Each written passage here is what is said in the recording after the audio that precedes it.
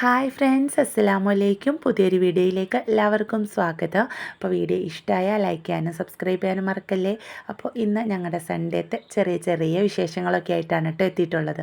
അപ്പോൾ ഇന്ന് പ്രത്യേകിച്ച് പരിപാടികളൊന്നും ഇല്ലാതിരുന്ന ഒരു ഞായറാഴ്ചയായിരുന്നു കേട്ടോ.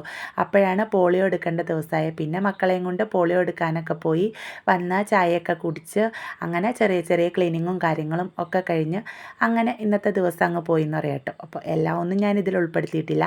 അത് കഴിഞ്ഞ് എല്ലാ വീട്ടിലും ഉള്ളതുപോലെ ഒരു ആക്രി റൂം ഞങ്ങളുടെ വീട്ടിലുണ്ട് കേട്ടോ.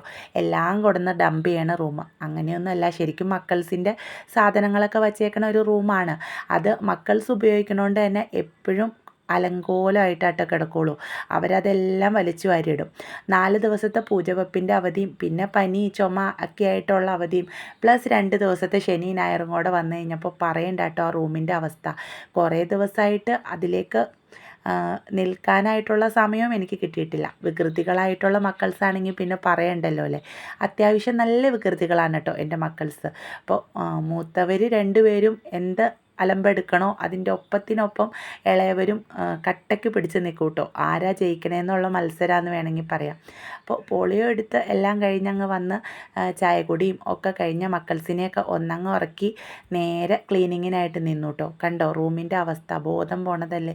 ഇത് ഇന്നൊരു ദിവസം കൊണ്ടാട്ടോ ഇതെല്ലാം വലിച്ചു വാരി നിരത്തിയിട്ടേക്കണത്. നമ്മൾ എത്രയൊക്കെ ഡ്രസ്സും കാര്യങ്ങളും അവർക്ക് എടുത്തു കൊടുത്താലും അതൊന്നും പറ്റില്ല കേട്ടോ.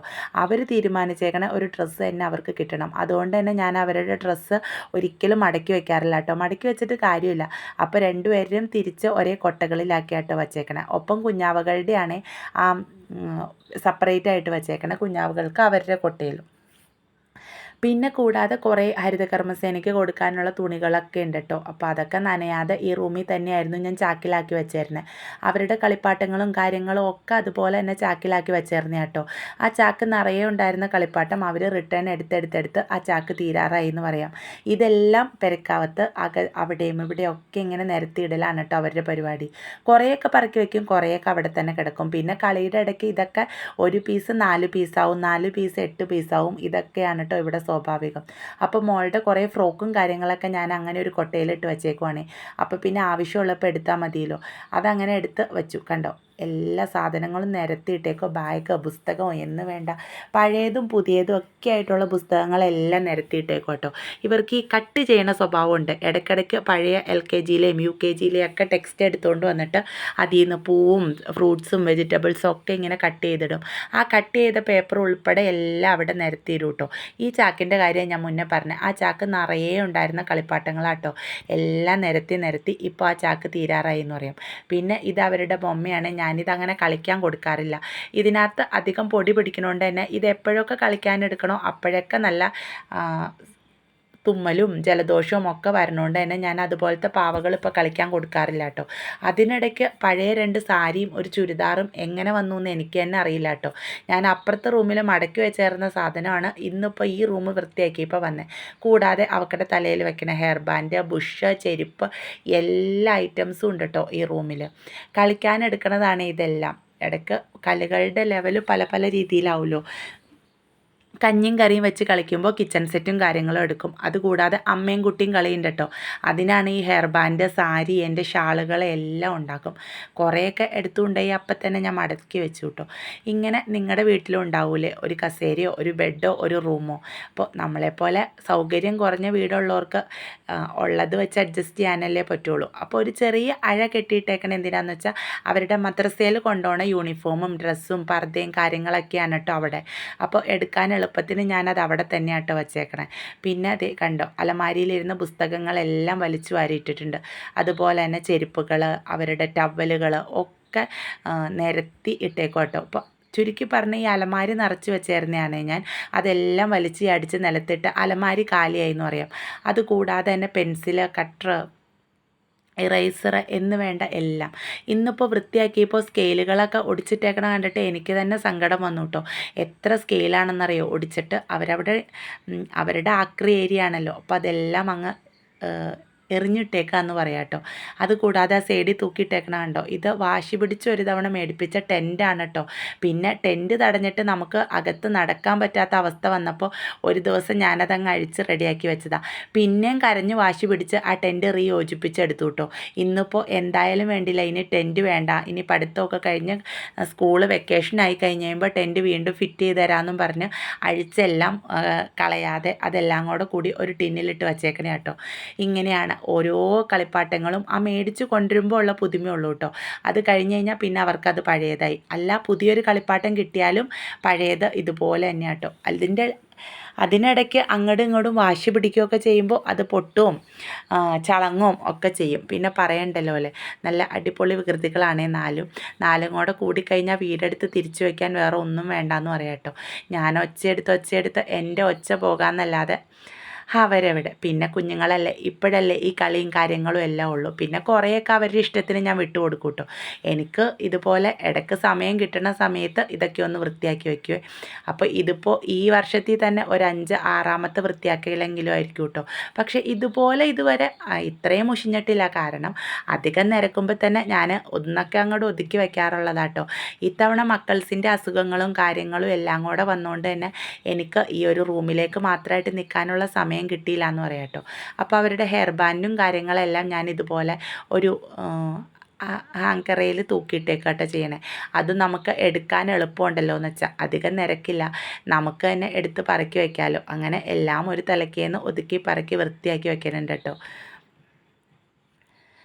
പിന്നെ രണ്ടുപേരുടെയും കൊട്ടയിൽ അങ്ങോട്ടും ഇങ്ങോട്ടും ഡ്രസ്സൊക്കെ ഒന്നങ്ങ് മിക്സായി വന്നിട്ടുണ്ട്. അപ്പോൾ അതും ഒന്നങ്ങ് പറക്കി മാറ്റി മോൻ്റെയും മോളുടെയും തിരിച്ചൊന്ന് വയ്ക്കുന്നുണ്ട്. അതുപോലെ തന്നെ എല്ലായിടവും ഒന്നങ്ങ് തുടച്ചെടുക്കുന്നുണ്ട് കേട്ടോ. അത്യാവശ്യം പൊടികളൊക്കെ പിടിച്ചിട്ടുണ്ട്, അതൊക്കെ ഒന്നങ്ങ് ചെറുതായിട്ടങ്ങ് തുടച്ചെടുക്കുന്നുണ്ട്. ഈ റൂമിൽ തന്നെ തയ്യൽ മെഷീനും കൂടെ ഇരിക്കണോണ്ട് അതിൻ്റെ ഒരു പൊടിയും തുണികളുടെ വെട്ടും വേസ്റ്റും കാര്യങ്ങളൊക്കെ വരും കേട്ടോ. ഞാൻ എത്രയൊക്കെ മാറ്റി വെക്കാൻ നോക്കിയാലും അവരതിൻ്റെ തുണി വെട്ട് പീസുകളൊക്കെ എടുത്ത് എവിടെയെങ്കിലുമൊക്കെ മാറ്റി വെച്ചിട്ടുണ്ടാവും. പിന്നെ അവരുടെ കളി കഴിയുമ്പോൾ അത് പിന്നെ അവിടെ നിരന്ന് കിടക്കുമെന്ന് അറിയാം. എന്ത് സാധനം കണ്ടാലും അവർക്ക് അന്നേരം ആവശ്യമായിരിക്കും കേട്ടോ. അപ്പം നമ്മൾ കളയാൻ വച്ചിരിക്കുന്ന തുണിയാന്ന് പറഞ്ഞിട്ട് കാര്യമില്ല, അത് കണ്ട അതെനിക്ക് അവിടെ തുടയ്ക്കാനോ അമ്മി അല്ലെങ്കിൽ ഭംഗിയിൽ എടുത്ത് വയ്ക്കാനാന്നൊക്കെ പറഞ്ഞിങ്ങനെ ചോദിക്കും. പിന്നെ വെറുതെ ഒരു വാശി വേണ്ടല്ലോ എന്ന് വെച്ചിട്ട് അന്നേരമൊക്കെ ഞാൻ കൊടുക്കും കേട്ടോ. പിന്നെ നമ്മുടെ മൂഡ് പോലെയാണല്ലോ, ചിലപ്പോഴൊക്കെ ഞാൻ നന്നായി വഴക്ക് പറയുകയൊക്കെ ചെയ്യും. എന്ത് കാര്യം കുറച്ച് കഴിഞ്ഞപ്പോൾ പിന്നെ അവരിതുപോലെ തന്നെ എത്രയെന്ന് പറഞ്ഞാൽ നമ്മൾ വഴക്ക് പറയണേലേ. അപ്പോൾ നിങ്ങളുടെ മക്കൾസ് ഇങ്ങനെയൊക്കെയാണോ? ഒരു പ്രായം കഴിഞ്ഞ് കഴിയുമ്പോൾ പിന്നെ നമ്മൾ ഇതൊക്കെ കാണാൻ കൊതിക്കുന്നല്ലേ പറയണേ. അവർക്കൊരു പക്വതയും കാര്യങ്ങളൊക്കെ എത്തിക്കഴിയുമ്പോൾ പിന്നെ അവർ തന്നെ അവരുടെ സാധനങ്ങളെല്ലാം അടക്കി ഒതുക്കി സൂക്ഷിച്ചു തുടങ്ങുമല്ലോ. ഇപ്പോഴല്ലേ ഈ കുറുമ്പും ചെറിയ വാശികളും കളികളും ഒക്കെ നമുക്ക് കാണാൻ പറ്റുള്ളൂ. അതുകൊണ്ട് തന്നെ ഒരു 90% അവരുടെ കളികൾക്കൊപ്പം നിൽക്കണ ആൾ തന്നെയാണ് കേട്ടോ ഞാൻ. പിന്നെ ചിലപ്പോഴൊക്കെ നമുക്കിങ്ങനെ വീട് നിരന്ന് കിടക്കുമ്പോൾ ഒരു അസ്വസ്ഥതയാണല്ലോ, അന്നേരം ഇതുപോലെ തന്നെ ഒതുക്കി വയ്ക്കും. ഇതിനിപ്പോൾ എത്ര ദിവസം ഇങ്ങനെ ഇരിക്കുന്നൊന്നും അറിയില്ല കേട്ടോ. ചിലപ്പോൾ ഉറങ്ങി എഴുന്നേക്കേണ്ട താമസമുള്ളൂ ഇത് വീണ്ടും പഴയതുപോലെ തന്നെ ആകാൻ. പിന്നെ ഒതുക്കി വച്ച് കൊടുക്കുമ്പോൾ ആദ്യത്തെ ഒരു 2 ദിവസം ആ ഒരു പുതുമയ്ക്കെങ്കിലും നന്നായി കൊണ്ട് നടക്കുമെന്ന് വിചാരിക്കാം. അവർ തന്നെ ഈ ഓരോന്ന് തപ്പി എടുക്കുമ്പോഴാണ് കുഴപ്പം. നമ്മളോട് ചോദിച്ചിട്ട് എടുത്തു കൊടുക്കുമ്പോൾ ഇത്രയും നിരന്ന് വീഴില്ല കേട്ടോ. നമ്മളോട് ചോദിക്കാതെ ചില സാധനങ്ങൾ എടുക്കാനായിട്ട് അവർ തന്നെ കയറും. അന്നേരമാണ് ഇത് മൊത്തത്തിൽ മറിഞ്ഞ് ചാടണേ. അപ്പോൾ അവർക്ക് എടുത്തു വയ്ക്കാൻ ശരിയായി എന്നിരിക്കില്ലല്ലോ. അതുകൂടാതെ ഇപ്പോൾ കുഞ്ഞാവകളും കൂടെ ഉണ്ടല്ലോ. പിന്നെ അവരുടെ സൈക്കിള്, കുഞ്ഞു സൈക്കിള്, വാക്കർ, ഇതെല്ലാം ഇവിടെ തന്നെ വയ്ക്കണേ. അപ്പോൾ ഇടയ്ക്കിടയ്ക്ക് അവരുടെ സാധനങ്ങൾ എടുക്കാനായിട്ട് കയറും. അപ്പോൾ ഇത്തവണ ഞാനൊരു പണി എഴുതും, അവർക്കുടെ ഫേവറേറ്റ് ആയിട്ടുള്ള കളിപ്പാട്ടങ്ങളും കാര്യങ്ങളൊക്കെ സെപ്പറേറ്റ് ഒരു ടിന്നിലേക്ക് ആക്കിയിട്ട് വെച്ചു കിട്ടും. അപ്പോൾ പിന്നെ എല്ലാം കുത്തി മറിക്കില്ലല്ലോ, അവർക്ക് ആവശ്യമുള്ളത് മാത്രം ആ ചെറിയ കൂട്ടിൽ നിന്ന് എടുത്തോളൂല്ലോ എന്ന് ഓർത്ത്. അപ്പം നമുക്ക് നോക്കാം എത്ര ദിവസം ഇതുപോലെയൊക്കെ കൊണ്ടേ നടക്കുന്നു. പിന്നെ ഞാൻ ഇത്തവണ പറഞ്ഞിട്ടുണ്ട് കേട്ടോ, ഞാൻ ക്ലീൻ ചെയ്യുന്നത് വീഡിയോ എടുത്ത് വെച്ചിട്ടുണ്ട്. അപ്പോൾ ഞാൻ നിങ്ങളെ അലമ്പാക്കിയിട്ട് കഴിഞ്ഞാൽ അതും ഇതുപോലെ തന്നെ വീഡിയോ എടുത്തിടും. അപ്പോൾ എല്ലാവരും അറിയൂ കേട്ടോ, നിങ്ങൾ ബാഡായിട്ടുള്ള മക്കൾസാന്ന് എല്ലാവരും പറയൂ കേട്ടോ എന്നൊക്കെ പറഞ്ഞ് ജസ്റ്റ് ഒന്ന് പേടിപ്പിച്ച് നിർത്തിയിട്ടുണ്ട്. ഇല്ല അമ്മി, ഞങ്ങൾ ഇത്തവണ എന്തായാലും കൊളാക്കൊന്നുമില്ല, നല്ലതുപോലെ തന്നെ കൊണ്ടേ നടന്നോളാം എന്ന് പറഞ്ഞിട്ടുണ്ട് കേട്ടോ. പിന്നെ എല്ലായിടവും ചേരപ്പാര ഒന്നങ്ങ് അടിച്ചു വാരി പെട്ടെന്നൊന്നങ്ങ് തുടച്ചെടുത്തു കേട്ടോ. അപ്പോൾ ഈ ക്രയോണിൻ്റെ കഷ്ണങ്ങളാണ് കേട്ടോ മൊത്തം. ഓരോ തവണയും ക്രയോൺ വാപ്പീനെയും കൊണ്ട് മേടിപ്പിക്കും. 1-2 തവണയൊക്കെ കളർ ചെയ്ത് കഴിഞ്ഞിട്ട് അത് മൊത്തം നുറുക്കി ഇതിലേക്ക് ഇടും. അത് കുഞ്ഞാവകളെടുത്ത് വായിലിട്ട് കടിക്കും. ഇത് തന്നെയാണ് കേട്ടോ ഇവിടുത്തെ യുദ്ധം. പിന്നെ എല്ലാം വൃത്തിയാക്കി അതാത് സാധനങ്ങളൊക്കെ ഒന്നങ്ങ് ഒതുക്കി വെച്ച് കഴിഞ്ഞപ്പോൾ തന്നെ റൂം എന്തൊരു സമാധാനമായി എന്നറിയോ. ഭയങ്കര ഒതുക്കലും പറക്കലും ഒന്നും നടത്തിയിട്ടില്ല കേട്ടോ. അപ്പോഴേക്കും മക്കൾസൊക്കെ എഴുന്നേറ്റ് അലമ്പ് തുടങ്ങിയപ്പോൾ പെട്ടെന്ന് അങ്ങോട്ട് പൂർത്തിയാക്കി. അപ്പോൾ വീഡിയോ ഇഷ്ടമായാൽ ലൈക്ക് ചെയ്യാനും സബ്സ്ക്രൈബ് ചെയ്യാനും മറക്കല്ലേ. വീണ്ടും മറ്റൊരു വീഡിയോയിൽ കാണുമ്പോഴേക്കും ബൈ ഫ്രണ്ട്സ്.